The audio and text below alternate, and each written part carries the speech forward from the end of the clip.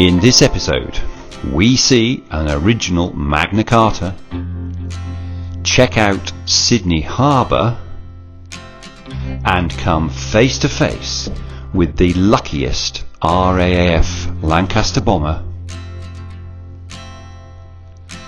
in the world. Having been reunited, Sheila and I took the Toyota to a Sydney dealership for another 10,000 kilometre service. That's almost 20,000 kilometres since leaving home. Then we took the bus into town across the famous Sydney Harbour Bridge. Right, so here we are at Sydney Harbour, and you can see the iconic bridge behind me, and to my right you can't see Sydney Harbour Bridge because there's a big tree right in front of it, but you'll have to trust me that it is in fact there. And so we arrived in Sydney last night. We're staying in a lovely caravan park in the northern beaches, and we've had a very exciting bus trip in today after dropping the car off to be serviced, and it's a beautiful day. It is quite cold, the wind in particular quite cold, but it's a simply glorious winter day in Sydney, and here we are down at the harbour, and I think that's a pretty good place to spend it. The Opera House is so well known it has almost become a cliché of itself, and yet, standing next to it, you're always struck by its grace and beauty.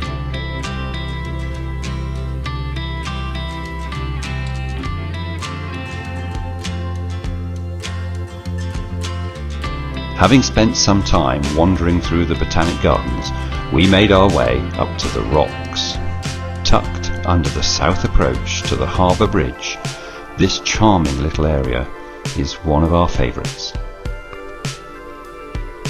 Having enjoyed our brunch, we meandered our way through shopping opportunities until we came upon the Queen Victoria building, one of Sydney's more beautiful shopping arcades.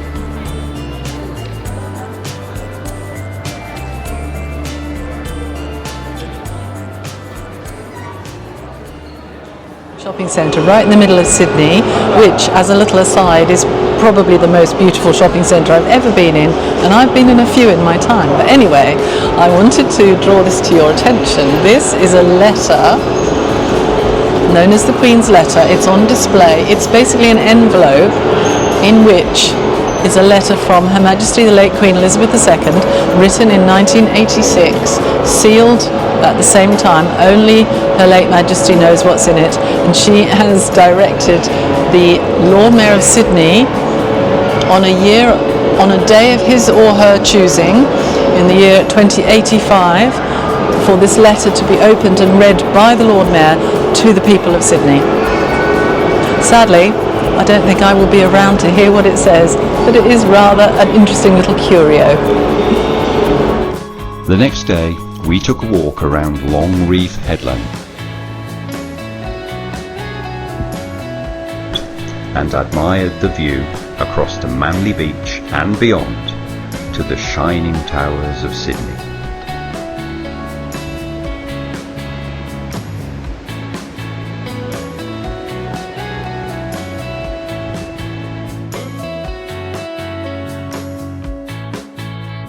Where we headed for some more R&R.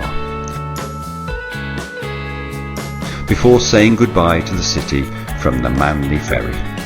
And then we were on the move again to Canberra, where we got more than we bargained for. Okay, so I can report that our luck with the weather has finally run out. We arrived in Canberra 2 days ago, and it has poured down ever since. There is an enormous weather system that's come in off the Southern Ocean. We are underneath it. It's about 2,000 kilometres across, and it has dumped an enormous amount of rain on us. But I can confirm that Matilda is very dry and very warm. So she has actually made life quite fun over the last day or two. It does, however, mean that our opportunities for actually having a look around Canberra have been fairly restricted, so this bit of the episode might be quite short, but we are about to take advantage of a little bit of a break in the rain to go and do a little bit of exploring, so we'll see how far we get. First stop was the Australian War Memorial, which features an excellent museum covering all kinds of theatres in which Australians have fought and died. The varied exhibits themselves tell numerous stories, such as this Avro Lancaster bomber. Call sign G for George, this aircraft flew with 460 Squadron of the Royal Australian Air Force and was based in Yorkshire. Between 1942 and April 1944, it flew 90 combat missions over Germany, coming back with all of its crew every time. This makes it the luckiest Australian plane in the entire war, and it's sobering to think that this very aircraft flew into the deadliest air combat zone there has ever been nearly 100 times. And here we are looking directly into the bomb aimer's glass bubble in the nose of the plane. And next to it, a surviving example of only 370 comets ever built. The Messerschmitt 163 was the only operational rocket-powered fighter ever to see service, and for good reason. It may have been very, very fast, but its fuel lasted just over 5 minutes and was so volatile it caused severe contact burns and often exploded in a heavy landing. As a result, it killed more Germans than Allied airmen.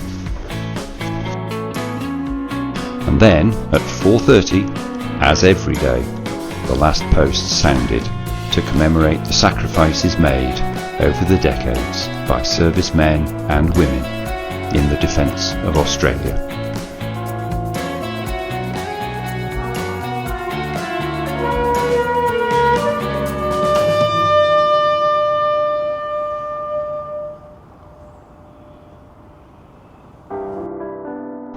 And then we headed down to Parliament House, where an original copy of the 1297 Magna Carta issued by Edward I of England takes pride of place as a reminder of the ancient roots that give rise to this vibrant democracy. So it's our last full day in Canberra, and we have had quite a full day. We've been back to the War Memorial after visiting it yesterday and woefully underestimating how long it would take us. I think yesterday I got halfway through the first gallery. Today I did the whole of one gallery and that was it, so we'll have to come back. I absolutely thought it was fabulous. It's an incredible place. It marries up historical artifact with personal stories, and Mark was particularly taken by the Lancaster bomber model, or real actual. Apparently, I didn't see it. No, and lots of jeeps and big guns and things like that. So anyway. But so yes, if you get a chance to go, do.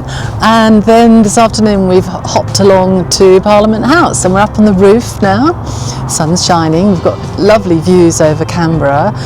It is actually a rather nicely laid out city, and we managed to hop on a tour of Parliament House, and we're standing under the flag as we speak. Then it was back to the caravan, where we found that a little bit of sunshine had encouraged a family of crimson rosellas to celebrate just outside Matilda. And then we were on our way again.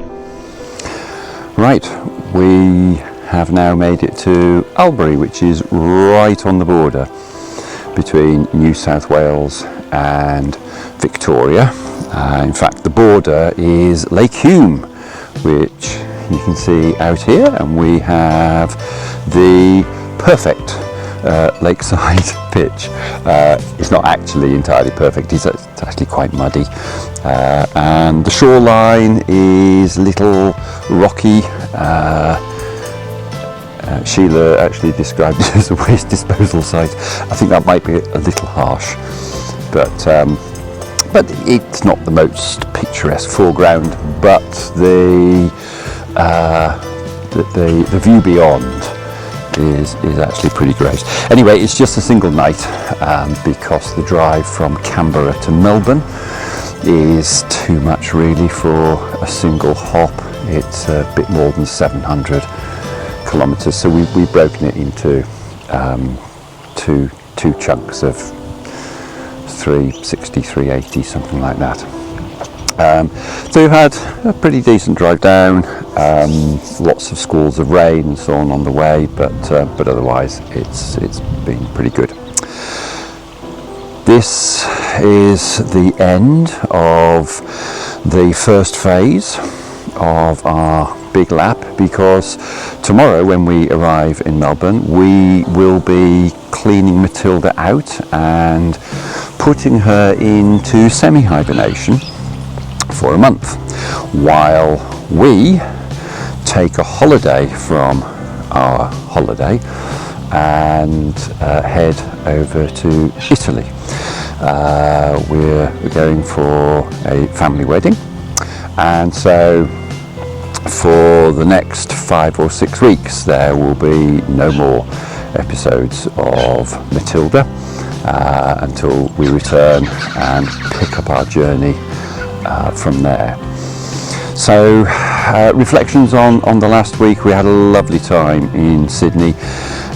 Canberra was actually great as well. It was just that it absolutely hammered down for almost 2 days, but I have to say the Australian War Memorial was quite an amazing place. The guidebooks say to set aside 3 or 4 hours to have a look around, because there's an extensive museum there as well, and we should have realised that for us that really meant set aside a day and a half. So there's a lot there that we still haven't looked at properly, but I have to say when it comes to war museums, on the one hand you've got the sort of personal experiences, and on the other hand you've got all the technical stuff and tanks and guns and whatever, and if you do too much of the first it can get a bit mawkish, and if you do too much of the second it just starts glorifying war, and it's really quite crass. And they, I think, got a really great balance between the two, and being there for the last post ceremony was pretty great and quite special. And we also had a look round the Parliament House, which again I thought was really great. Quite tight security getting in, so you knew that once you were inside you were pretty safe, but apart from that they do make quite an effort to allow the public to engage with the political process and that kind of centre of power. So the way that they projected a philosophy about their approach to civic inclusion was actually really great, and we got to see an original copy of Magna Carta from 1297. So that was actually pretty great.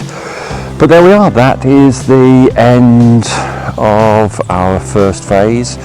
Tomorrow we head off to Melbourne, catch the plane, and we will see you again in 5 or 6 weeks. Till then, take it easy.